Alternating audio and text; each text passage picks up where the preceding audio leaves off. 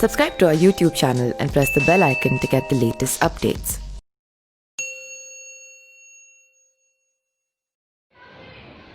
नमस्कार, मैं पिंटू सिंह यादव आप सभी का स्वागत करते हैं न्यूज़ लाइव में। दोस्तों, बिहार में विधानसभा चुनाव है और जब चुनाव होता है तो मेन क्या होता है कि लोगों का मुद्दा होता है, लोगों की समस्याएं क्या है, लोगों को प्रॉब्लम क्या, लोगों को दिक्कतें क्या हो रही है, क्या उस राज्य में रोजगार है, क्या उस राज्य में अस्पताल की व्यवस्था कैसी है, क्या उस राज्य में एजुकेशन की व्यवस्था कैसी है, या फिर उस राज्य के लोग कैसे जी रहे हैं, वहाँ पे एम्प्लॉयमेंट है, वहाँ पे लोग सुरक्षित हैं कि नहीं है, वहाँ पर किस तरीके का गेम चल रहा है। ये सारी चीज़ों को लेकर चर्चा होता रहता है और इसको लेकर ही चुनाव जो है किसी भी राज्य में लड़ना चाहिए, ताकि लोग जो है ऐसे नेता को चुने ताकि उनकी वो सुरक्षा कर सके, उनको बच्चों को शिक्षा दे सके और उन जब बीमार हो तो उनको अस्पताल की व्यवस्था दे सके, या फिर जब वो बेरोजगार हो तो रोजगार दे सके। इस प्रकार की चीज़ें किसी भी चुनाव में अहम मुद्दा होना चाहिए, क्योंकि नेता लोग चुने जाते हैं कि विकास करें, डेवलप करें और किसी भी राज्य को आगे ले जाए। इसलिए जो चुनाव होते हैं शायद इसलिए होते हैं लोकतंत्र में कि जनता का मूड क्या होता है, जनता किसको चुनना चाहती है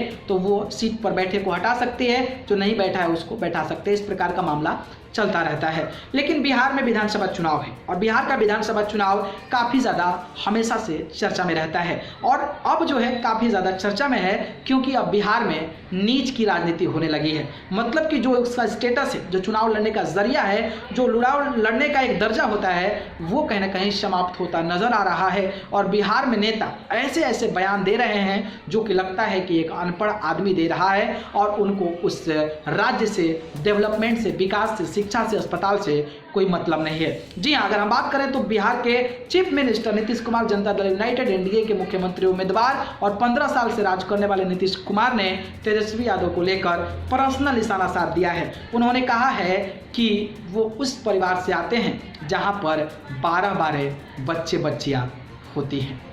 बताइए, ऐसा घटिया बयान देना कहीं ना कहीं एक प्रजातंत्र में, एक लोकतंत्र में ये दर्शाता है कि आप किस मुद्दे पर चुनाव लड़ना चाहते हैं और आप मुद्दों को कहाँ ले जा रहे हैं। और वो भी इन्होंने ये भी कहा कि जो आदमी लड़के के लिए 9 बेटियों को पैदा कर दे, वो परिवार के भी बारे में सोच सकता है, वो दूसरे के बारे में कैसे सोच सकता है। और आप सभी को पता है कि लालू प्रसाद यादव की 9 लड़कियां हैं, 2 बेटे हैं और सबसे छोटे जो है लड़कियों के बाद बेटे ही हैं। इसको लेकर नीतीश कुमार ने ये सवाल किया है और इस तरीके का नीच बयान दिया है। तो कहीं ना कहीं ये बिहार में दर्शाता है कि इस तरीके की ओछी राजनीति अब बिहार में होने लगी है। हालांकि तेजस्वी यादव ने भी इसका जवाब दिया है और तेजस्वी यादव ने कहा है कि नरेंद्र मोदी के भी 6 भाई बहन हैं, तो क्या आप उनको भी ये बातें बोल रहे हैं। मतलब ये हुआ कि भाई आप इतना घटिया राजनीति कैसे कर सकते हैं, इतनी घटिया मानसिकता, इतनी घटिया सोच कैसे रखकर आप किसी पर बयान दे सकते हैं। वहीं अगर आप बात करें तो जीतनराम मांझी का भी मुंह फिसल गया है। अब बताइए, चिराग पासवान को कोरोना वायरस बता दिए हैं।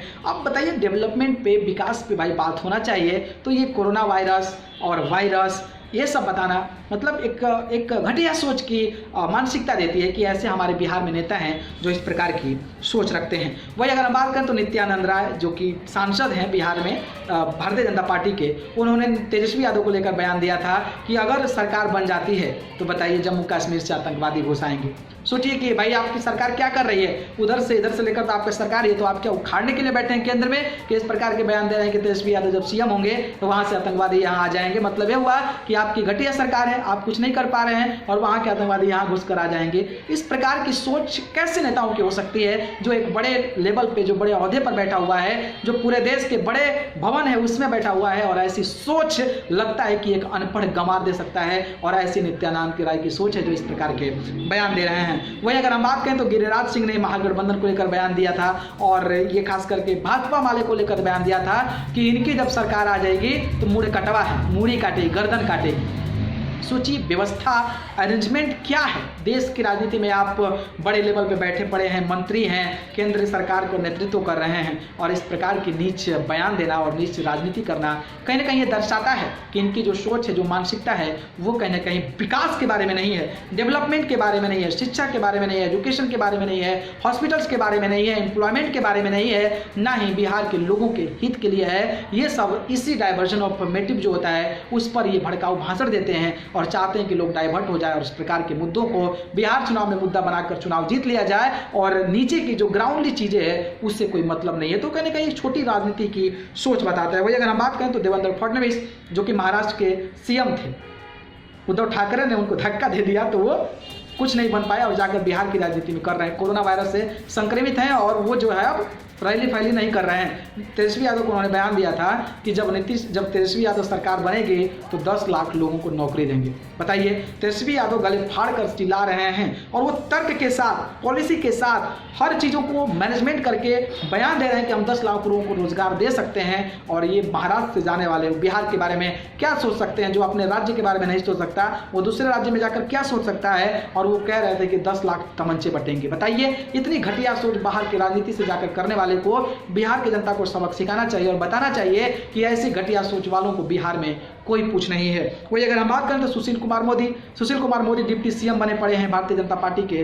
वो कहीं ना कहीं तांत्रिक वाले बयान दे दिए कि लालू यादव ने मुझे खत्म करने के लिए तांत्रिक विद्या की प्रयोग किया था। बताइए, इतना सुपरस्टिशन, इतना अंधविश्वास, एक इतने बड़े पॉलिटिशियन जो 15 सालों से डिप्टी सीएम बना है बिहार का और बिहार का विकास नहीं कर सका तो उसको तांत्रिक विद्या मार दे रही है। सोचिए कि आप ये जो भारतीय जनता पार्टी के नेता हैं उनकी सोच, उनकी मानसिकता कितनी नीच हो सकती है कि इस प्रकार के बयान बिहार चुनाव में दे रहे हैं।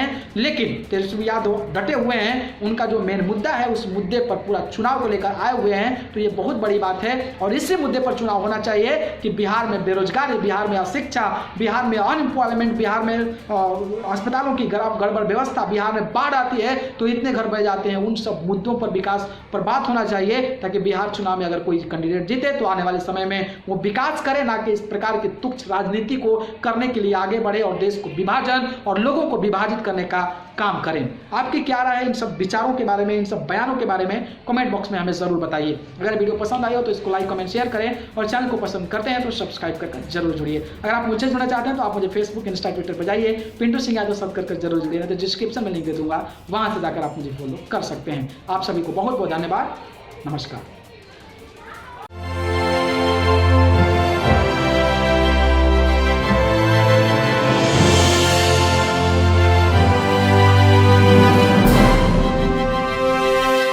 Subscribe to our YouTube channel and press the bell icon to get the latest updates.